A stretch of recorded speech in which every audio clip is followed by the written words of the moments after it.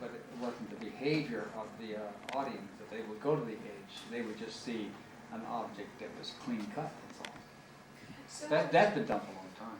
So what would you call this? Lots of artists have done that. That was done in the Renaissance, Oh. where a guy makes a painting and all of the lights are not blended into the shadow. They're hard. The hard edge of the light. Scavoni. But every now and then that pops up, but that's not hard edge. Just because the thing has a hard edge doesn't mean that's what the audience is being forced to look at. Okay. See, he didn't want you to see, he wanted you to see the edge. And it was something that he experienced when he was a kid. He was standing in front of the great big painting of Puvis de Chavannes in the Pantheon there in Paris. And he found himself looking between the two contours of Saint-Geneviève and Saint-Germain. How the space between those two contours, instead of looking at the figures, he was looking at those edges and how they played with each other. And all of his life he played that game. And it finally ended up that that was all within his painting, was those edges. So he's the only man that really played with hard edge. Mm.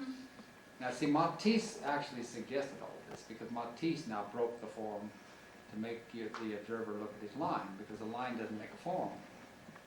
It goes down the side of a nose, but he doesn't go on and finish it.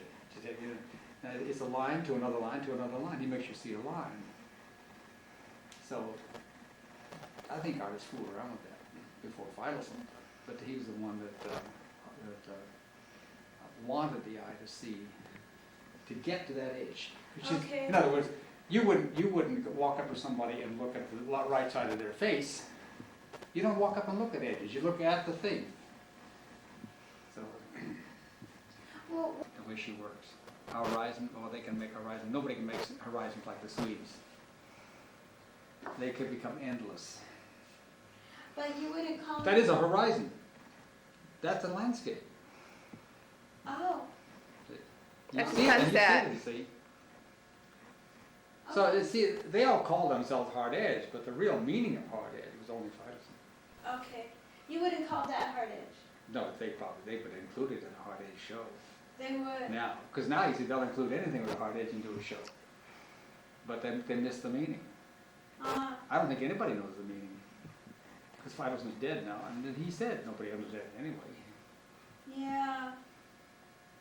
But he could make you see those two edges, like if you're looking at two nude figures, then you cut away everything except just the contour. You don't know what it is. Mm. But your mind may think you've seen something that represents before, but you're forced to see the line. You're not seeing the form anymore because it's not there. Okay.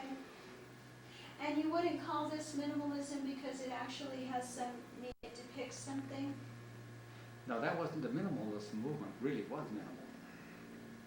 White on white, there's nothing there. Yeah. No, minimal, really minimal. No, that's not minimal. Okay. That's just an abstract of reality, and you read reality. And it's not that far away from reality. As a matter of fact, she even says that. That she's never gone away from representation. Okay. Which was like Picasso, he always, Reference She reality. has always been, she's always represented something. what about Feitelson? What about it? Did he do the same? Always Same what? represent, was he always working from a representational, like Helen? Well, looking at a line by itself is an representation, Hmm. Okay. That's a good one. even if it's dotted with it. No, he's an abstract thinker. He's a pure artist because that's what art is. Art is abstract anyway.